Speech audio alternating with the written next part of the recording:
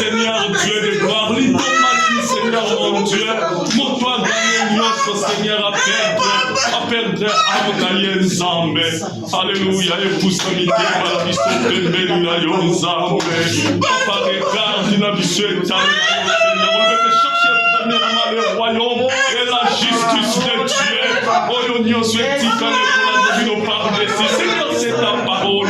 On veut que car Dieu a aimé le monde, il a donné son fils, afin que quiconque croit en lui ne périsse point, mais qui aille la vie éternelle. Papa, oh, l'union soit dit, mais lui a la vie éternelle, quand il esprit, que si quelqu'un est en Christ, il est nouvelle créature, les choses anciennes sont passées, voici, toutes choses sont devenues nouvelles, Seigneur mon Dieu. Oh, les amis, confession d'abisso, oh, les alliés, liqués d'abisso, Seigneur, mon Seigneur, David, Alobi, attends la vallée de l'ombre de la mort, je ne crains aucun mal, car l'éternel, tu es avec moi. Alléluia. Alléluia. Merci Seigneur. Alléluia.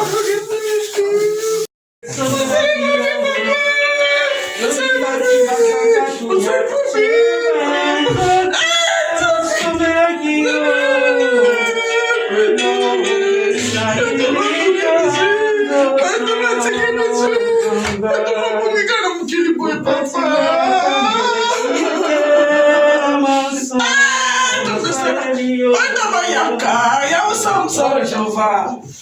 Papa,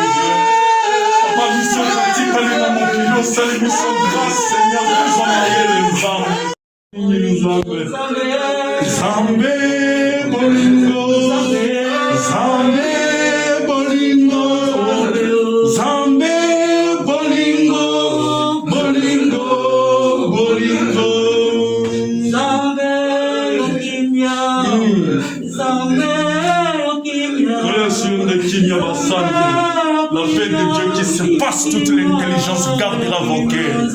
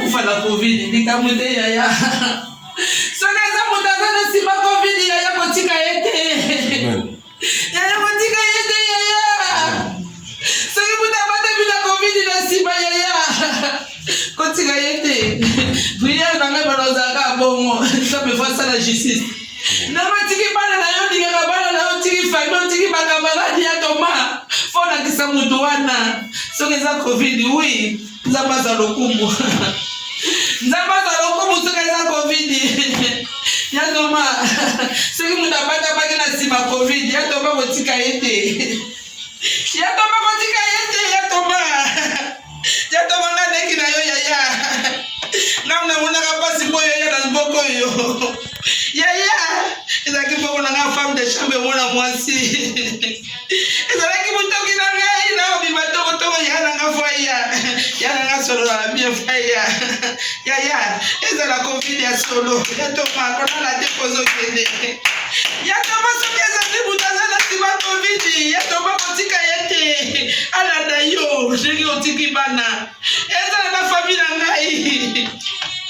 Ezala libota na ngai yaya. Soki mutabata bina sa COVID. Ya toma kotika yete. Toyoka bapete. Toyoka bapete. Toyoka mutu ana batu baseleki mabeba na ndie. Toyoka masole mbele. Bana toyoka bana miki. Ya toma yo salango. COVID bikamute. Malade ye bikamute nzamba za lokumu. Mais soki bato bazalaki na sima na ngo ya toma. Baya kokosela de COVID. Ya toma. Ya toma kotika te. Ya toma kotika te. Ya toma. Ya toma kotika te. Ya toma kotika te. Ya kotika te. Ya kotika te. Kibuina. Ya toma.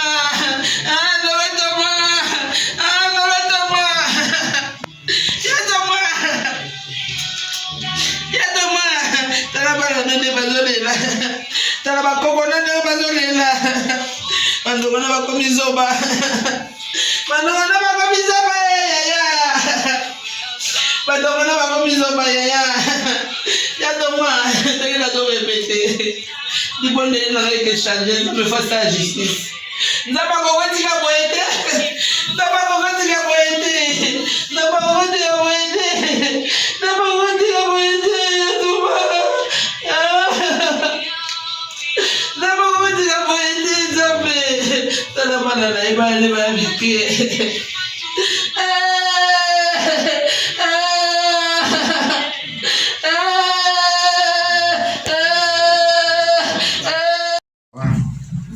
Oh, you're like asking for me. Because, do you know what?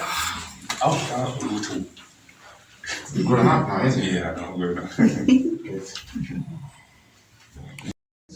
Jésus, nous sommes venus encore visiter notre frère qui nous a laissé, Jésus. Merci pour le souffle de la vie, merci pour la vie, merci pour tout ce que tu as fait, Seigneur Dieu. Que dans toutes circonstances, Père de gloire, nous devons te glorifier, toi qui es le Dieu le plus puissant, Père, toi qui es l'incomparable, disciple Jésus. Merci, Père de gloire, de nous avoir permis à ce que nous puissions nous réunir en série, Père de gloire. Seigneur, nous nous remettons encore une fois de plus en toi, Jésus. Merci, Père de gloire, de la même manière tu es venu avec nous, que tu puisses retourner aussi avec nous, Seigneur Dieu. Père, nous laissons, Père de gloire, tout ce qui est au nom de Jésus.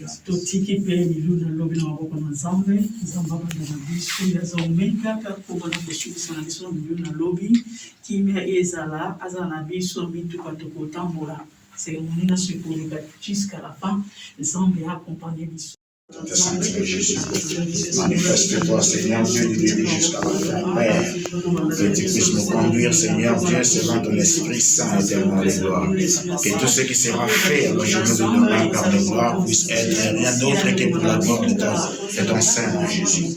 Père, que confions, Seigneur Dieu, le service, ceux qui vont nous diriger, Père de gloire, ceux qui vont, Seigneur, que tu puisses nous conduire, Père des armées, Père, tout se passe en ordre, Père de gloire.